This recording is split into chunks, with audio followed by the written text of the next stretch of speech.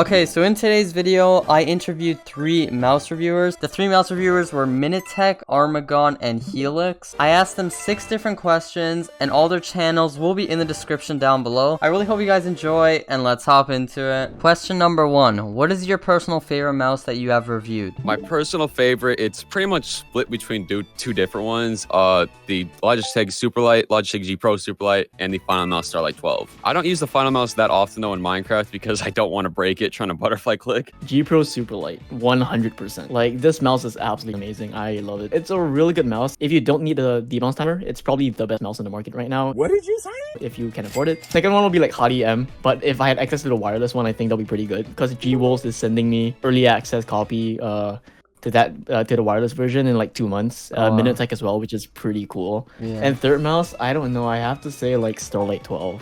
Simply because it's just really lightweight and it double clicks. That like gets 24 CPS butterfly, and I don't even butterfly, so I haven't had much time to experience the Rocat mice myself. I haven't had one yet, but from all the mice I've used, I really like the Model O wireless. Yeah. Pretty favorite mouse of mine. I also like the Bloody A bedless as well. Question number 2. Do you think that the Model O's new competitor, the HyperX PUSLEFIRE HASTE, can take over in popularity? I definitely think performance-wise, it's already taken over because I think I was the first one to really review it in the Minecraft community, and I think it's probably like a way better option for performance, but in popularity, Model O is really hard to top. Yeah, which is kind of unfortunate because I wish the HASTE was being used more than the Model O, but I don't think it really can take over the popularity. in my experience, if I say anything bad about the Model O, I'm gonna get dislike botted. You can go check my Model O video and see like the to dislike ratio on that. But the HyperX is probably going to be as popular, if not more popular than the Model O. But people are obviously going to start fighting over which mouse is better and whatnot. But in my opinion, with the PUSLEFIRE HASTE being a competitor, like if you want to consider it a competitor, I'm not like surprised that it's like gaining traction. There's so many mice that you can get for a similar price range. Some of them are better deals or worse deals depending on your country. But yeah, all in all,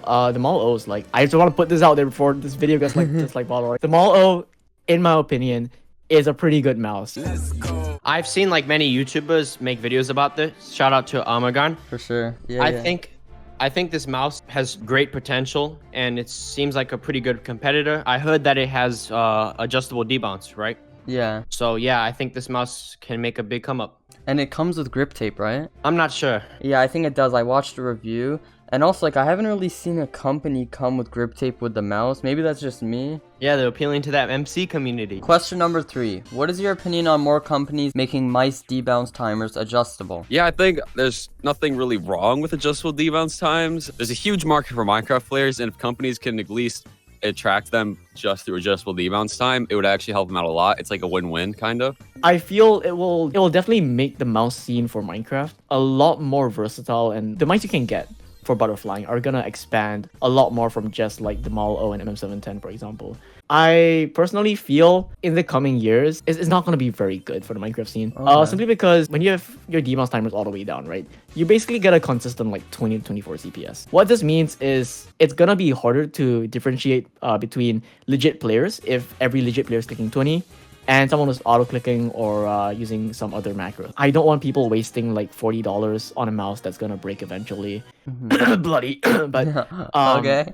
You know, so yeah, Bloody, please sponsor me. But yeah, No one dislike bot. I don't know. No, please, no, I'm gonna get canceled. But yeah. All right, here's my stance on the debounce thing. So this is what I've seen. I've seen like a lot of mice that don't have adjustable debounce time and mice that have adjustable debounce time. I think that it is not a harm if a mouse has adjustable debounce time, and I think it's more inclusive to like all communities in general. Debounce time can also like delay clicks slightly, so some like FPS gamers, for example, might want to lower it just slightly to make the clicks register a little bit faster and more snappy, but I think it will help MC players a lot if there's adjustable debounce. Question number 4. Is there any well-budgeted mice that you would recommend for people to use when bridging? I would say my number one thing obviously would be the HASTE. Yeah. But another mouse I want to bring attention to would be the G-Wolves HASTE M or HASTE S. They're just the same thing, just different sizes. Does it double click? Yeah, it can double click. It has adjustable debounce time. It's getting a wireless. It already came out with a wireless version, but yeah. Okay, I gotta check that out. MS710 and 11 are crazy cheap. Like, I've seen them go as low as like $20-$30 US sometimes. And that's like half the price of Model O. Like, yes, the build quality is tough, but you can get 2 of them for 1 Model O. So who really gives if 1 breaks, right? Yeah. Howdy M. G-Wolves is such a good company when it comes to innovation. Build quality and quality control, not there yet, of course, but definitely, yeah. G102, G305, people forgot about these mice. They're really good. PUSLEFIRE Haste is technically not underrated anymore. Yeah. But I think people forget that you can get secondhand mice. And for Minecraft, it's a good thing because the switches will be broken in and you can double click easily. So whenever I recommend the G Pro Wireless to people, I will always say get a secondhand one for $60 because you can find a lot of them. So yeah, PUSLEFIRE Haste is it's good for bridging, I believe. Yeah. Moto O, I know everyone knows about it already, but that's a pretty decent mouse for bridging, as well as, although Bloody Mice, they're kind of hard to get. I don't think they're really that hard to get. They're like $40.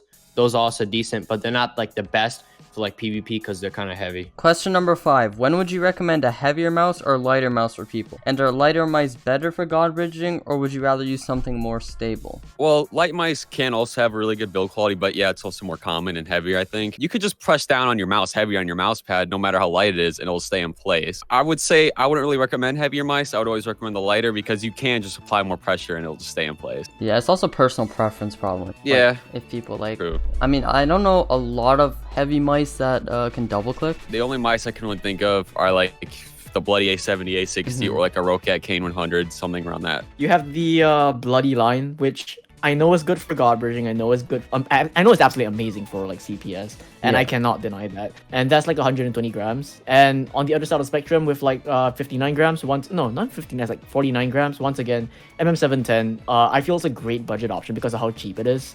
But that mouse the quality is absolutely terrible. Like, it's not going to fall apart in your hands, but I feel like quality control and build quality are really bad. And on the other side of the spectrum as well, G Pro Super Light, 59 grams. Rock solid. I've dropped this on the floor like 6 times. There's no scratches or anything. All right, I think it's completely preference, but as soon as I started using like a lighter mouse, like a Moto O, the whole world was open to me. I really like lighter mice, and it just feels like far more like responsive. I can PvP so much better. For like drag clicking, I'd say it makes sense how like a heavier mouse would be stable, but I think you should like try to go for like a lighter one. Yeah. But whatever you like. Question number 6. For new and upcoming YouTubers, what's the biggest piece of advice that you can give them when uploading mouse reviews? If you're trying to be in the tech area, I would say try to add some sort of flair, whether it be in your personality, your editing, anything like that. Because you really want to like obviously increase your average view duration, and people are just gonna be like likely to be bored and just click off if all you're doing is reading off a spec sheet. Yeah. So try to add some sort of flair or personality or just slang in your editing that makes you like stand out a little bit. There is one rule of thumb that I always stick to, unless the hype for a certain mouse is going to die extremely fast. And that is, I will always use whatever product I'm reviewing for at least 2 weeks before anything. That's smart. So that way I can yeah. report my experience with it, and I can report any like broken parts with it, any like problems with the mouse that I found that I might not have originally found in my first impression, which is okay. I think people also need to realize that there is a difference between reviews and first impression. For example, when you unbox a mouse, you have to label it as first impression or label it as an unboxing. You cannot label it as a review because your first impression and you just spend money on it. Yeah. Of course, you're going to have a good impression of the mouse. And I think this was the mistake I made when I first made tech reviews, and that was all of my videos were unboxing. I unboxed the Superlight, the Model O Wireless, the Model O Minus, the Viper Mini, like so many of these mice, and I look back and I'm like, I should not have said that because this mouse changed after like 2 weeks. That's a great question. I have the perfect answer for that.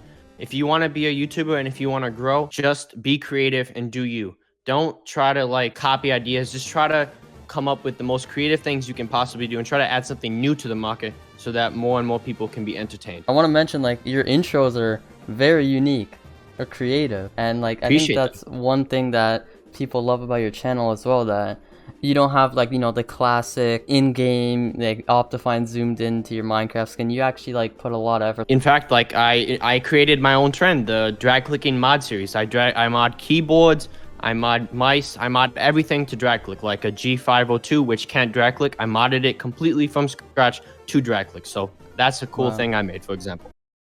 Graduated from a simp, turned into a big boss. Now she see me getting rich, cause I'm about to take off. Yeah, my life is like a movie, this is only take one. Hey, and I ain't got no time for no one with fake.